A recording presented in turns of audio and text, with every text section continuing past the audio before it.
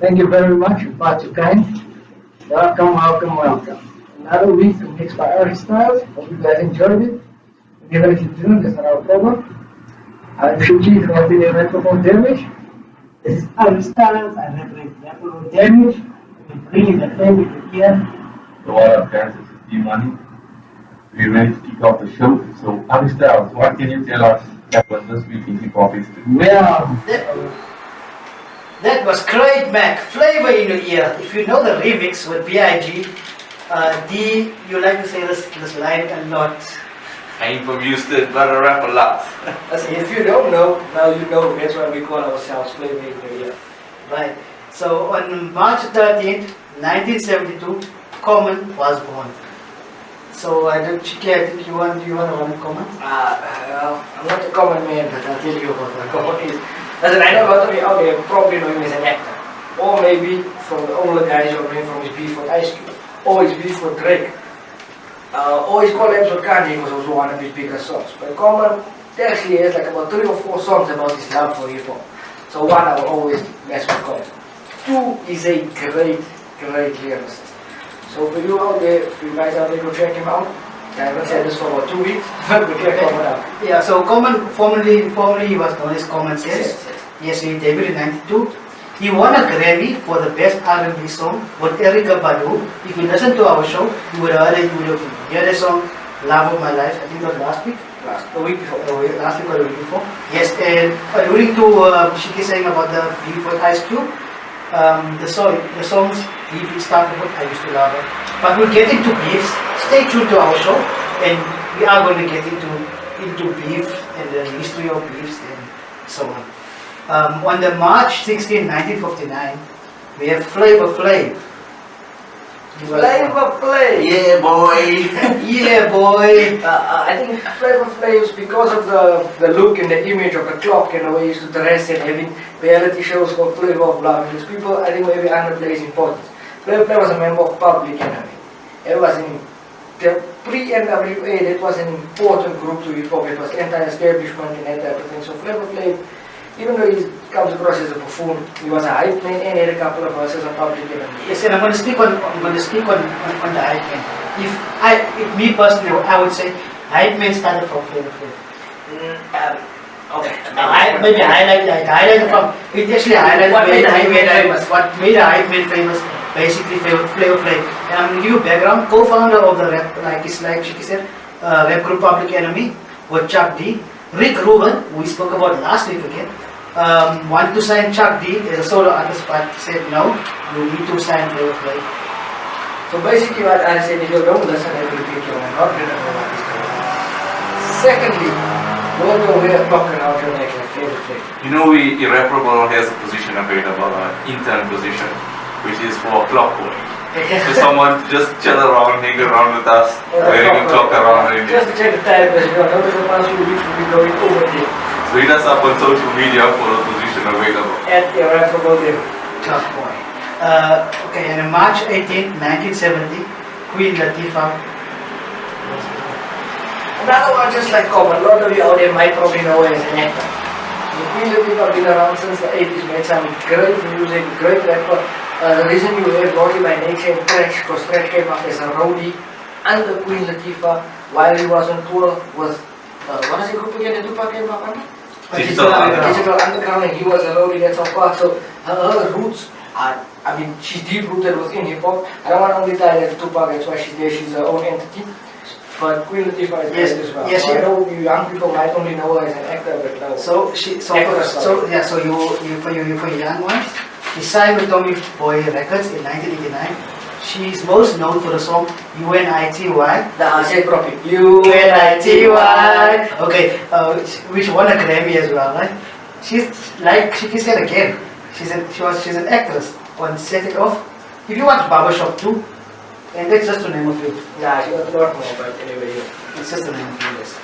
On March 14, 1995, Tupac Shakur released his third album, Me Against the World.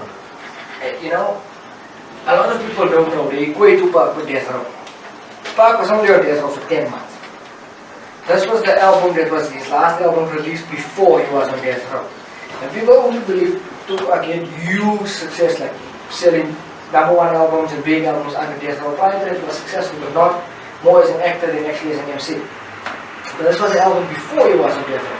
Arguably one of his best albums. And this was prior to this. So I think a lot of people always equate him with Death Row. Maybe it's the word that Machiavelli came out of Death Row. This came out in the scope, but not Death Row. Before we went to the guest one, it's All Eyes on Me and Machiavelli. Machiavelli. So regarding Me Against the World, he released this while he was still impending in a prison sentence. When he just initially got off. Yes, and it debuted #1 and it on the Billboard Hot 200, and it lasted for basically 4 weeks, and it's ranked one of the best albums in the 90s. Now, granted, this might be one of his best on his discography, and his discography is huge. Those of you who only associate him with Death Row, and those who only think he was successful on Death Row, get his forces album came out prior to that, and they carried out one of his best. Let's get into some tracks from the album. Okay, that was from the legend himself, old school, and shed so many tears. Well, all you new rappers out there, all you new school rappers out there, if it wasn't for the old school, you wouldn't be here today. If Pac and B was still alive, I'm going to make something. If Pac and B was still alive, Lil Wayne was going to be Lil Wayne and Drake was going to be working in McDonald's. Yeah. This coming from the man that played Drake in the mix last week. Yes. The man that played Drake. I love the production of his music. That's all the listeners out there. That's it. I did not know Drake was going to be in the mix last week. Had I known that mix was not going to be on air, I would rather talk to you all for 20 minutes. And I did it because I knew I wanted some reaction from him. Anyway, that's a part topic, not a Drake. Yes. Let us not compare. Let's not compare. Anyway, March 15, 2011, Nate Dogg, the king of hooks, Of course. Before the king of hooks, and before auto-tune. You know, like today, it's normal to have this hybrid of rappers, singers, melody guys, and all of that. Even though lots of people say T-Pain did it, but T-Pain is also true. Nate was one of the first. Like, if you take his album, you can't really define which songs he's rapping on, which songs he's singing on, because he was a singer as well. Yes. So he was one of the first hybrid rappers, singer type things that you got the Drakes of today and all these other people doing come from Nate. I don't think he gets the respect in his album. He is an ultimate legend. King of hooks.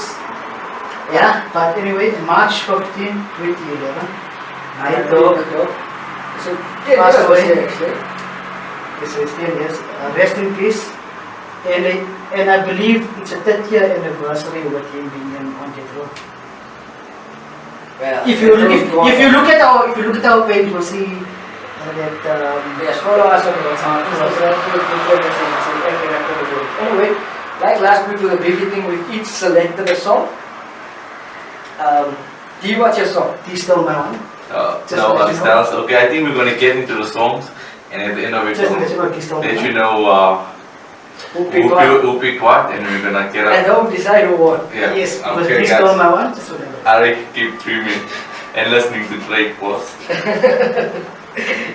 Please don't keep listening to Drake. We're not actually going to tell you which pick was who, but you'll learn the songs. We have a caller on the line. Tell us what his pick was, or who he picked first. Is that a caller on? Who am I speaking to? Kevin, do you have us on speaker? I can't hear you so clearly, but anyway, Kevin, what was your pick from those three songs? Okay. Alright. What do you think about the hot?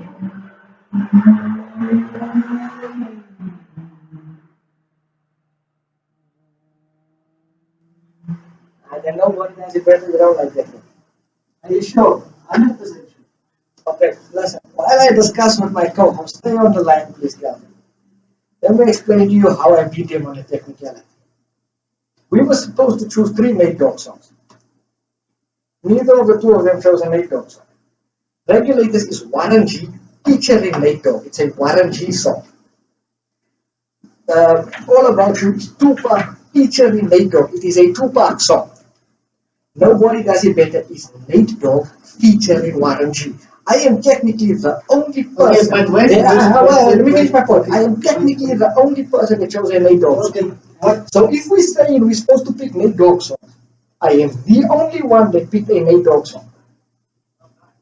But what I'm saying is, listen, Nate Dogg is Listen, king of listen. hooks. Nate Listen, Dogg is listen, king of Calvin, I'm gonna ask you a hooks. question. Nate Dogg is king of hooks. If I ask you to pick something, Nate Dogg is not featured, so he's not getting part of it. It's Calvin Davis' choice. listen, Calvin, if I ask you to pick a house in Indonesia, And you he's pick a house in the one Indonesia, that's so is it the same thing? Okay, you from where? Okay, if I ask you to pick a house in Zachariah Park and you pick a house in Roshni, is it the same thing? But now we're not talking about the houses. We're not talking about the houses. We're not talking about the houses. Okay? Calvin, is it the same thing? Exactly my point. So we were supposed to pick Nate Dogg song. Neither of them picked a Nate Dogg song. They picked a Warren G song and a Tupac song. It's a Nate Dogg. Yes, featuring Nate Dogg. It is a Warren G song. Tupac featuring Nate Dogg. It is a Tupac song. It's not getting I picked Nate Dogg featuring Warren G. There's a complete difference. It is not a Nate Dogg record, Calvin. But from the 3 records that played, which is your favorite, Calvin? That's not the point. You were asking which. I don't Regulator. agree. Record is the biggest record. Obviously, that's going to win. It's not a Nate Dogg song. That wasn't the point. Hello. Who does the song belong to? Calvin, He belongs to I both. like you and I thank you for voting in. But honestly, This guy is very biased. He's very stubborn. So just leave him alone. no. I like regulators also. Everyone likes regulators. It is a huge record. But exactly, you're useless. Listen, I'm joking, Calvin.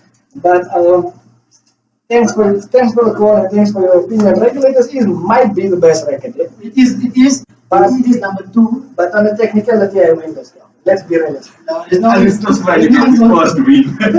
Listen, Calvin. Because on these the technicality, do I win this? Yes or no? Exactly. We played it already.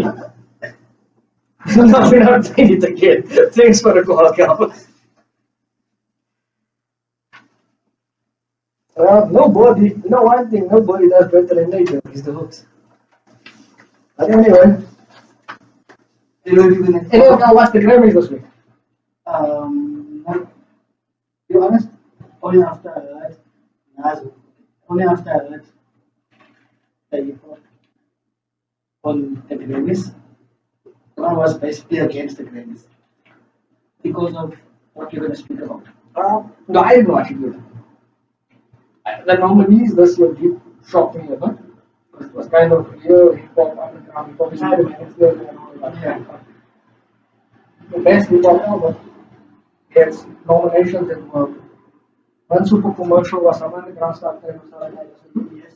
So I was surprised. I didn't watch Yeah. it. Yeah. So for me, I didn't also watch it because of the history of hip hop. Of course. And when we are going to go into the history of hip hop in the Grammys, right? The first ever hip hop Grammy award went to who, right? It went to Fresh Prince and Jazzy Jeff, who was Fresh Prince, Will Smith, and parents just don't understand. So let's get into that record. Did your parents understand? Sometimes on Tuesdays. We parents didn't understand when I started liking that and started wanting to do it. But if you played them Osman, they would have understood. Well, Even maybe Drake, they would have worried about it. No. I played Eminem. Yeah, I understand why they don't understand. He was being ridiculous. That was the first ever Grammy award given to a hip hop artist, rapper. The early one. Like the Fresh Prince and DJ Jazzy Jeff for Will Smith audio, it was respected as a hip hop duo. Yes. But obviously it's changed and then you had NWA and things like that, and then Will Smith kind of got looked at sideways, even though we're going to speak about Nas later, but two of his biggest hits, one of his biggest hits was written by Nas. Get jiggy with it. Yeah. And Miami was, I think, co-written by Nas and Rakim or something of that sort. But early days. I would take it at that specific time because you wanted to remind us. Sorry. The Miami hits Rakim's flow one day, Yeah. but I think that was also co-written by Dark, and I know for a fact Getting Jiggy with it was co-written. Yeah. So I think at that point in time we needed to get, for me, from my perspective, we needed to get co-writers because you need to write to stay relevant at a specific point in time. And if we're gonna be technical. Like you are. Like I won on the Because you want to be technical. And I won last week twice, 2 out of 3 rounds. I won the winner so far. If we're gonna get technical, if Nas co-wrote Getting Jiggy with it, or wrote Getting Jiggy with it, then that song won a Grammy. Then he did win one. But obviously he wasn't interested, so he didn't win. Yes. Anyway, since our show is kind of focused around the Grammys being in us last week, let's hear what Will Smith feels about the Grammys since he was the first winner.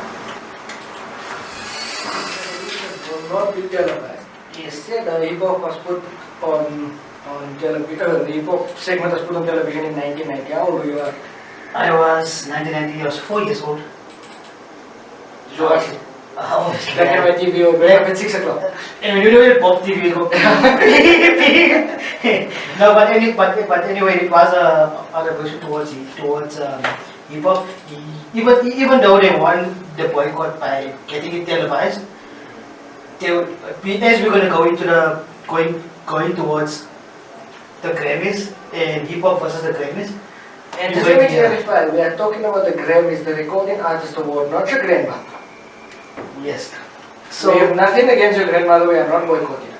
So the thing is, what the hip hop versus the Grammys you would hear, I think if you were listening to us earlier in the show, I spoke about hip hop versus the Grammys and why I didn't listen to watch the Grammys based on the hip hop versus the Grammys. So you were boycotting it too? People in South Africa were fighting apartheid, and I was boycotting the Grammys. Well, yes, because I'm a... All this at the age of 4. House. But not from the age of 4, but what I'm saying is. But anyway, we're going to hit with the top 10 rappers who... Top 10 Grammy winners from the rappers. Yeah, from the rappers, basically. I just want to put this out there. We're just giving you the top 10 information. We're not saying we agree with it. We're not saying the top 10 Grammy winners are a reflection of quality or impact or talent or anything of that sort. We're just saying they are the top 10 that have won the most amount of Grammys since this is the most coveted musical.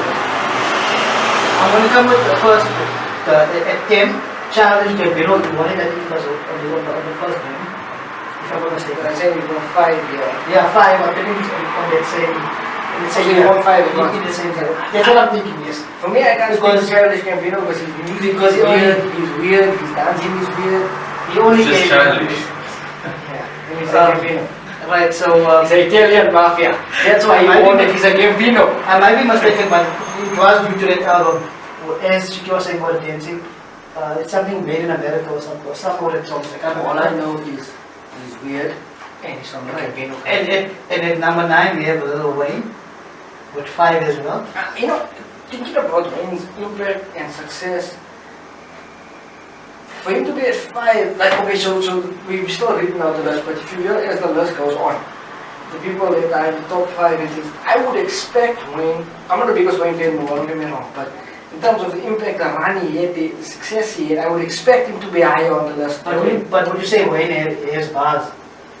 At times. Sometimes Wayne raps like Besides that, sometimes he has killer metaphors like. Besides the F in phenomenal, because you know phenomenal starts with PH. Yeah, a lot of people can't spell. Like in you last week, I struggled to spell notorious And twice. Ali, can you please spell IrRAParable for us? Rap. Oh, damage. That is the name of our company. Learn to spell it, Ali. No, the thing is, it's fun. Okay, Lil Wayne. It's okay. Number 8, we have Outkast at 6 awards. The thing with Outkast is, some people explain they don't have much help, but they have a decent discography. I think Big Boy, a member of Outkast, always gets outshined by the greatness of Andre 3000, who is regarded by a lot of real hip hop players as one of the top 10 of all time, yet doesn't have a solo project. So for them to be at 6, I think is pretty good because I don't think in South Africa people, they might know Miss Jackson, Hey and things. I don't think they know the impact and the magnitude of Outkast and what they meant to hip hop, especially for the South hip hop in America. Again, it's difficult to explain, but I also feel like they should have been more. But anyway, Okay, number 7, we have the legend himself, Dr. Dr. Dre, at 7 awards. also with only 2 albums. The Compton. Yeah, but I came later. I don't think you want anything from there. Was it, Just- yeah. The Chronic. The Chronic and the Chronic 2001. But And that's also could be for production credits. Production, yes. The producer on all things. When I'm going to research who would want for what. But yeah. so part of the production, I would take it to be part of it will come. So even though coming into this, I said I might not agree with things, but a few of them, yeah, I do agree with, because Dr. Dre's influence is, the impact is, yeah, you can't even describe it. You're right. 50 Cent all the way. Would you say is the hip hop's equation to Quincy Jones? I think, okay, so let's be honest about something, right? When I say Puff is hip hop's Quincy Jones, that's not a knock to Dr. Dre. I'm saying too, hip hop Dre is maybe more important than Quincy was to music, because Quincy never made a beat. He put the right people in the studio, he had the right sound, he had an idea, and from his head created a sound. Right. What Puff does. Dre actually is on the boards making the beats.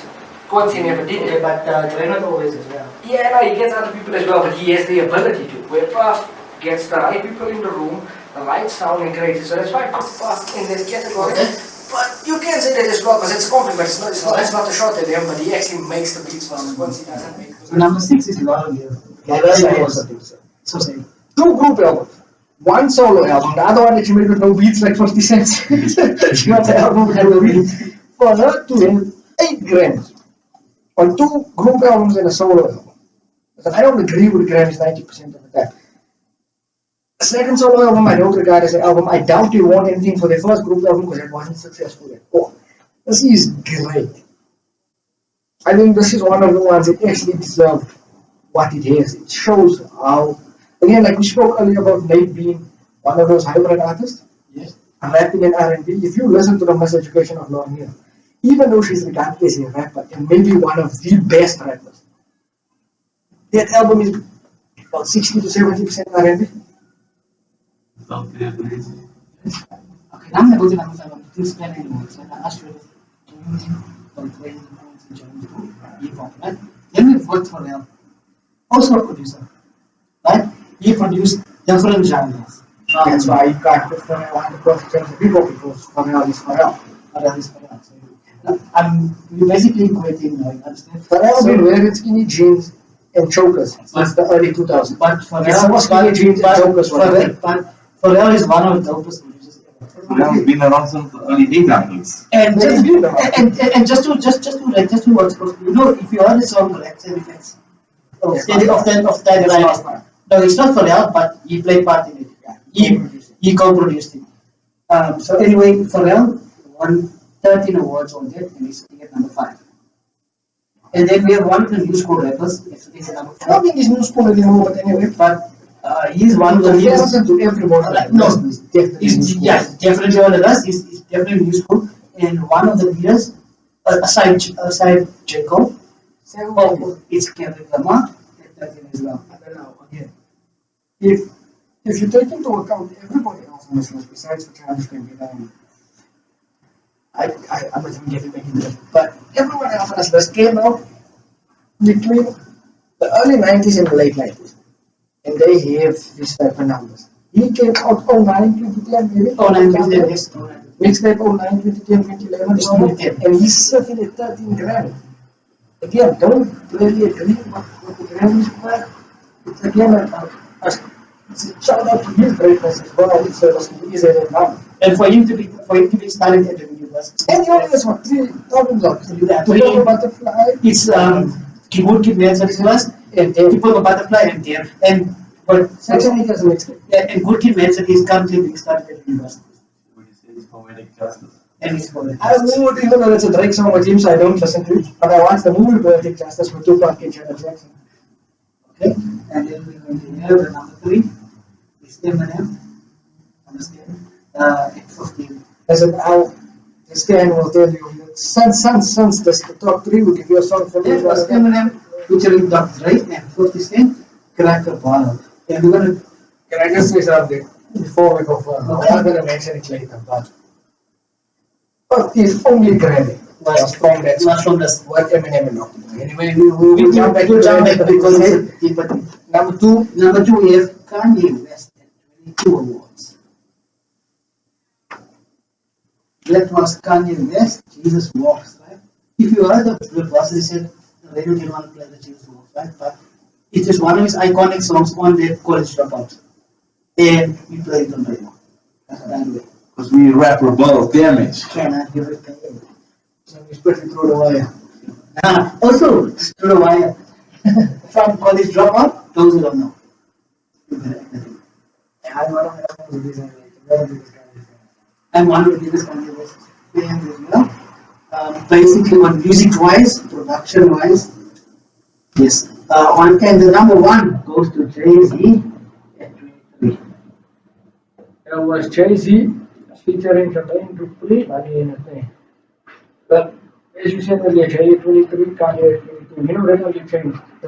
And it changed literally within minutes, right? Yeah. Because Kanye matched it. Yeah. 22, And Kanye's album was a contemporary Christian album because And the he does trash album.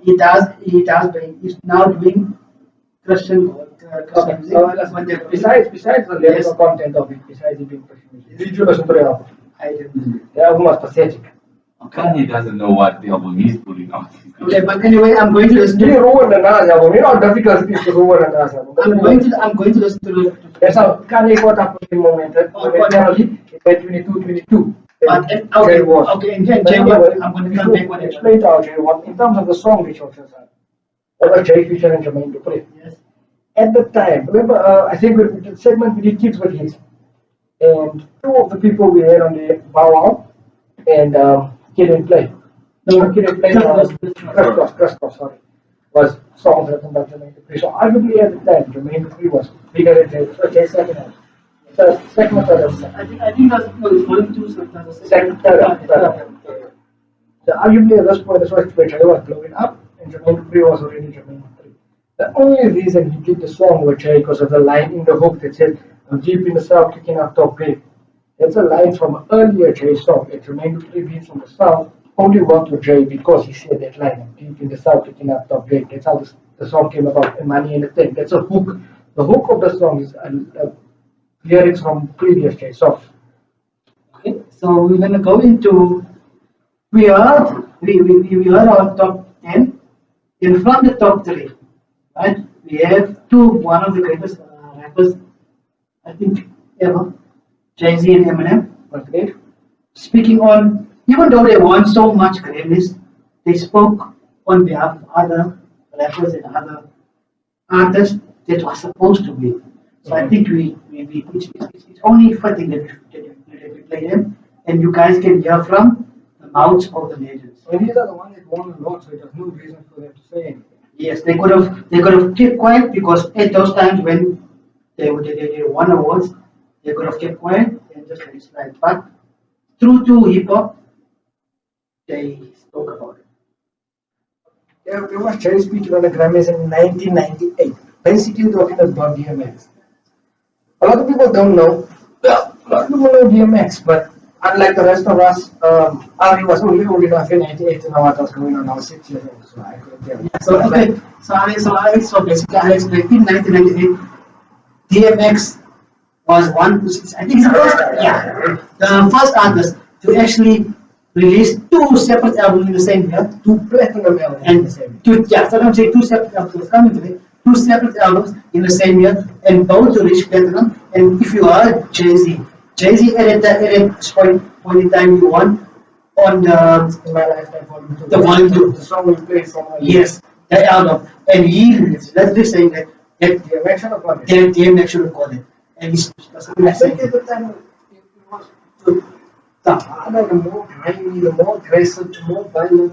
People were speaking about the environment they came from, the world really looked like. Even though Jay said the same thing, he just said it more commercially and more in how can I say white in a collar White collar. he used euphemisms, like you need in a nicer way. He said the same thing, just in a nicer way. So basically that's what we are saying. I know you guys listen to our show, we make it ways of music.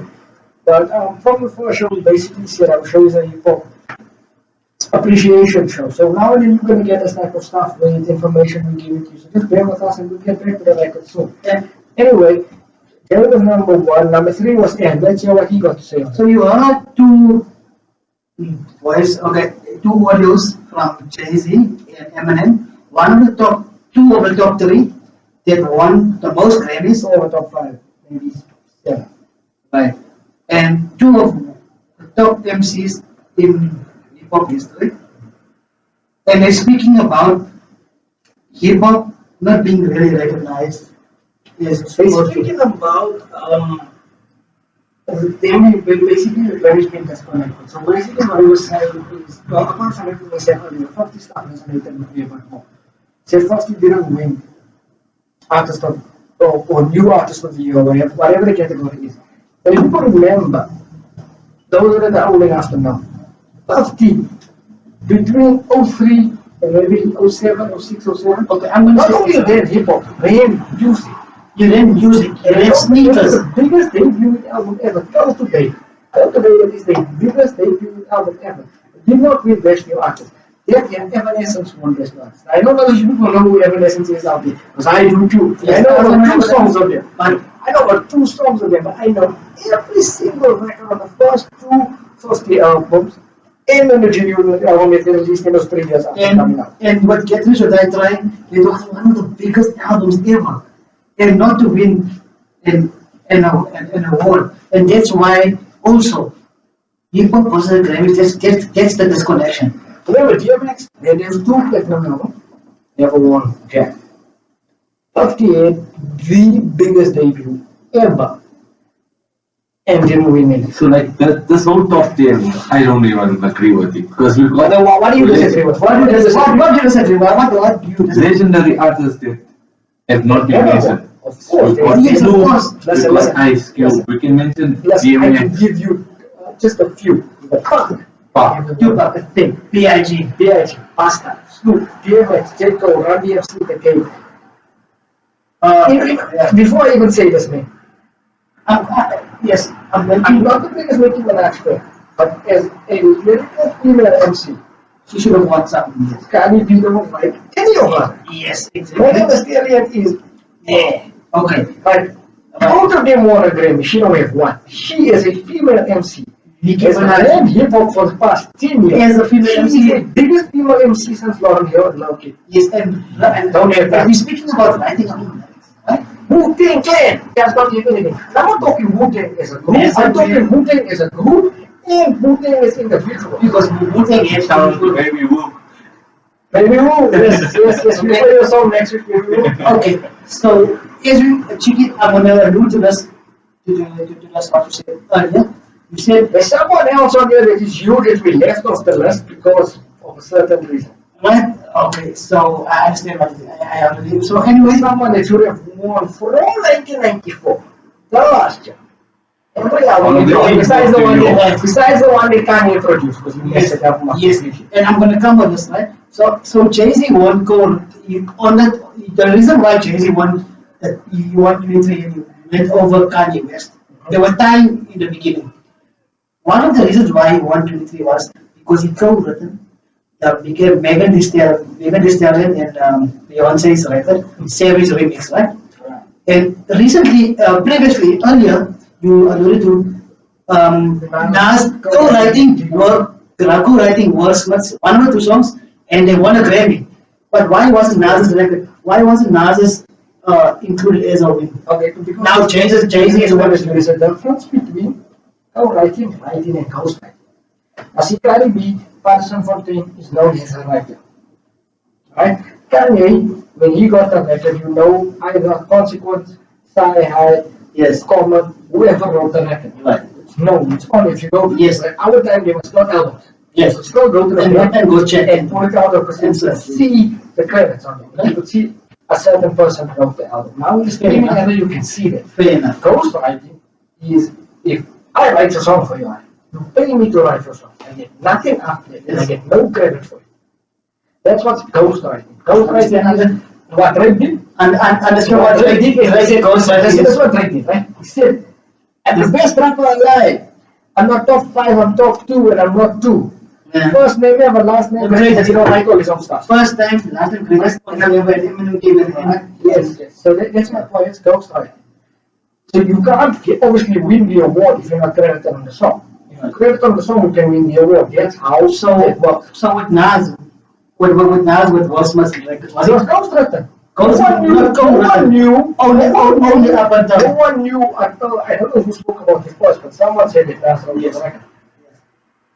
So for me, for me, my feeling is Nas should have won on the Ilmatic because Ilmatic was the No. first place. Of course, listen. That's what it's about. Basically what we're building up to, and I know a lot of you don't care, but basically what we're building up to is Nas won his first ever Grammy. This is for me the greatest MC of all time. Definitely. Number one. Greatest MC For a lot of coming in. people, he's arguably number one, but for me, he is number one. Nas He won Grammy. his first Grammy ever this year. So a lot of things they've done wrong. This year they did something right. Because of the boycotts. Even the selections. The selection this year was the Voice, the Five Nines. Dope MC. It was I forgot his name, but with the Alchemist. Benny Gibbs featuring Alchemist. Jay Electronica's first album, first debut album, but it was basically a Jay-Z album where Jay-Z mopped the floor with him making his album. And if you had it now. No, me personally, I was only overexcited. I was overexcited when I heard Nas winning his award, Grammy award for the first So let's play a song. I don't even know it's a song from his first album. It's Coming called from the album that won. yes, it's called Nas. Nas versus featuring He won for an album called King's Disease. Nas, Esco. And a lot of you might know Big Sean, but it was Nas featuring Big Sean and Don Toliver off the album King's Disease, produced by Hit Boy. That's the first album we won a Grammy for on 2021's Black Album. Personally, it should have won. Personally, it should It like a lifetime achievement award. It's supposed to be 1994. Yeah. Lifetime achievement award was supposed to be on. We said lifetime achievement award, not first album in 2021. When you get this guy is one of the greatest MCs ever. We can argue and we can express our outrage for a long time, but there's so many details. I know a lot of you might not have known the song, a lot of you might not know who Nas is, we don't care, it's our show. Anyway, guys, I hope you guys enjoyed the show. Stick around for our final mix. I am Shiki, we are IrRAParable Damage. This is our styles. This is D Money. Get us on social media, and we're gonna end it off with a mix by IrRAParable.